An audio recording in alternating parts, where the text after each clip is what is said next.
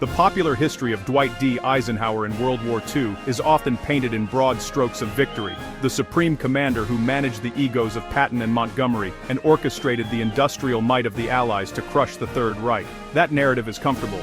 It suggests that the machinery of democracy, when wielded by a calm and diplomatic leader, is unstoppable.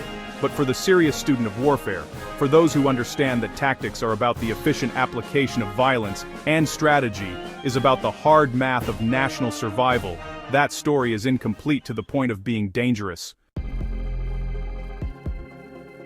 To truly understand Eisenhower's greatest tactical and strategic decisions, we have to confront a reality that is often overlooked in favor of the D-Day valor footage. The reality is this: Dwight Eisenhower was a staff officer with no combat command experience, who was elevated to control the largest invasion force in history.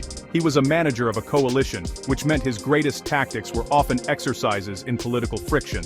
And according to a reappraisal by the U.S. Army War College and historians, like David Colley, some of his most critical decisions, specifically his deference to certain commanders and his broad front strategy, may have directly resulted in tens of thousands of unnecessary casualties and extended the war in Europe by months. The victory was absolute, but the path to it was paved with strategic errors that get sanitized out of the average documentary.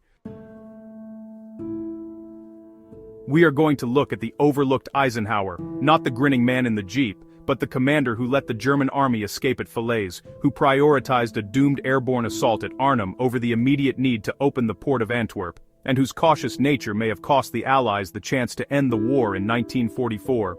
We will analyze his decisions through the lens of cause and effect, and extract the hard lessons about leadership, logistics, and the difference between managing a battle and winning a war.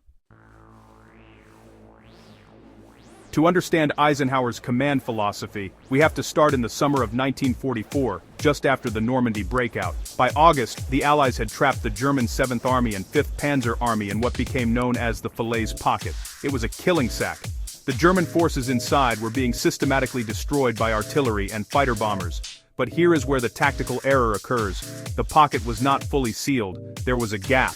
As US forces pushed up from the south and the British and Canadians moved down from the north, a sliver of escape remained open. Eisenhower, who was still in England and had delegated ground command to the British General Bernard Montgomery, did not act decisively to close it. The fear among commanders like Omar Bradley was that the forces attempting to close the gap might collide with each other in a friendly fire incident, a broken neck at Falaise. Montgomery, cautious and methodical, did not rush to slam the door shut. Patton on the southern flank was begging to be allowed to drive north and seal it himself. Eisenhower, as the supreme arbiter, had the authority to order it. He did not. The result is a matter of military record. Up to 200,000 German soldiers escaped the pocket. Now let's analyze that for a moment. The German field armies in the west were effectively decapitated in Normandy.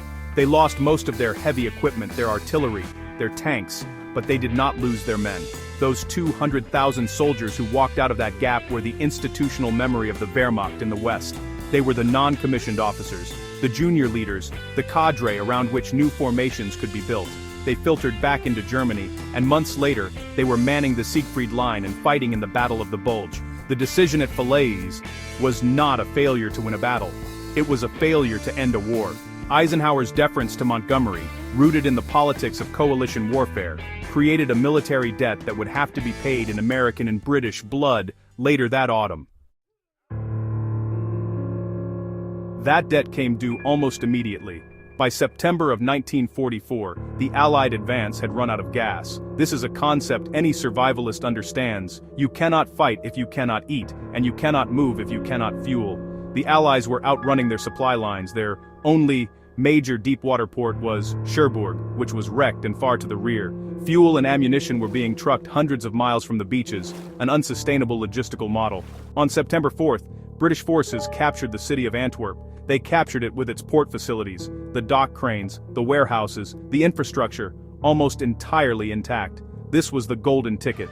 Antwerp was a deep-water port, located only about 55 miles from the front lines, a distance that could cut the supply travel time by hundreds of miles. Opening Antwerp should have been the single greatest priority of the Allied command in September 1944. Instead, Eisenhower approved Montgomery's plan for Operation Market Garden. He allowed the focus to shift to a daring high-risk gambit to punch across the Rhine and into the Ruhr, leaving the approaches to Antwerp, the Scheldt River estuary, firmly in German hands. Eisenhower later wrote, and took full responsibility, that the decision to thrust into Germany resulted in a delay in opening Antwerp, but that the risk was justified. The hard facts suggest otherwise. The Germans, recognizing the existential threat, rushed reinforcements to the Scheldt. They fortified the islands and the banks. The 86,000 soldiers of the German 15th Army, who had been bottled up in the Pas-de-Calais, were allowed to escape across the Scheldt to reinforce the defenses that would deny the Allies the port. For weeks, while the world watched the drama at Arnhem unfold, the logistical situation on the Western Front collapsed. Market Garden failed, and the Allies spent the rest of October and November fighting a brutal, wet, attritional campaign to clear the Scheldt. The port of Antwerp did not become operational until late November. The supply crisis that crippled the Allies in the autumn of 1944 was a direct result of a strategic miscalculation. Eisenhower chose operational glamour over logistical necessity. So, this brings us to the core of the debate regarding Eisenhower's generalship, his insistence on the broad front strategy. Eisenhower believed that the advance into Germany had to happen on a wide line, with all armies moving forward more or less in unison. He argued that this approach prevented the Germans from concentrating their reserves against a single thrust. Now, the counter-argument, which was put forward by historians and contemporaries like Patton and Montgomery, was that a single, powerful, knife-like thrust into the heart of Germany, specifically through the Aachen Gap or the Metz region, could have punched through the Siegfried Line, seized the Rhine crossings, and, well, ended the war before winter. We know from captured German generals that they were absolutely terrified of a concentrated thrust. They believed that if the Allies had pushed their advantage in the fall of 1944 with total focus, they would have broken through.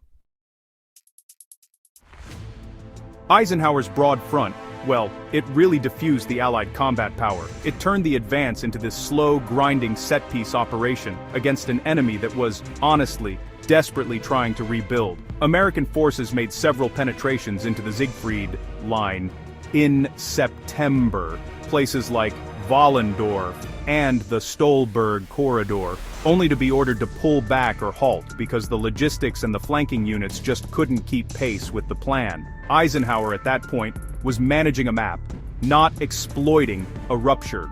The consequence was the Battle of the Hurtgen Forest, which became one of the longest and most costly battles in U.S. Army history, fought for terrain that, frankly, had little strategic value, all while the Germans were massing for their last desperate gamble in the Ardennes. The caution of the broad front did not prevent the bulge. It arguably set the conditions for it by giving the Germans time to breathe. So, what are we to make of this? If Eisenhower made these errors, why is he still considered a master of the operational art? Because his greatest tactical asset was not something you see on a map, it was his methodology of command, specifically his use of solitude, to achieve clarity under pressure. Before the D-Day invasion, with the weather in the Channel deteriorating and, honestly, the fate of the free world hanging in the balance, Eisenhower did not rely solely on his staff of meteorologists. He went to his tent alone and wrote a note. It was a simple memorandum to himself that distilled the complex variables of tide, wind, cloud cover, and German readiness into a single decision-making rule. We must go, unless there's a real and very serious deterioration in the weather. This is a lesson in leadership that, really transcends the era. General James Mattis once noted that the biggest problem in the information age is the lack of reflection. Solitude allows a leader to reflect while others are merely reacting. Eisenhower's decision to launch the invasion on June 6 was not a popular vote. It was a solitary decision made by a man who had cleared his mind of the noise and focused on the essence of the problem. He prepared a note taking full responsibility for failure, and he gave the order to go. This discipline, the ability to filter the strategic from the urgent, was his gift. The tragedy of the post-Normandy campaign is that this same clarity seemed to desert him. In the crucible of coalition politics, managing the egos of Montgomery and the demands of the American press, the solitary clarity was replaced by the friction of consensus. He deferred when he should have dictated, and the war dragged on. Dwight Eisenhower understood the weight of decision-making better than most. He knew that a commander's primary job is to accept responsibility and to project a vision that subordinates can execute. He succeeded in the greatest amphibious invasion in history, but his legacy, in the subsequent campaign, is a study in the limits of managerial leadership in war. He allowed the escape at Falaise, he stalled at the Rhine, and he let logistics become a crisis because he was unwilling to overrule a difficult subordinate in Montgomery. The lesson for the serious student of warfare is not that Eisenhower was a failure, it is that victory is not proof of perfection. The war ended because the Allies had overwhelming industrial superiority, and the Soviets were crushing the Wehrmacht in the east. But the 6 months between the fall of Paris and the Battle of the Bulge were months of unnecessary hardship, paid for in the currency of infantrymen's lives. Eisenhower's greatest tactic was supposed to be his ability to manage the alliance, but in managing it, he sometimes forgot that the objective was not harmony, it was annihilation. Remembering that distinction is vital, because the next time America goes to war, the commander in the room may not have the luxury of overwhelming material superiority. They may have to be decisive, even when it hurts. If you value this kind of deep-dive historical analysis, looking past the metals to the mechanics, make sure you subscribe to War Machiner. Hit that like button if you want more content that treats history with the seriousness it deserves. Share this with someone who understands that the hard lessons of the past are the best gear for the future.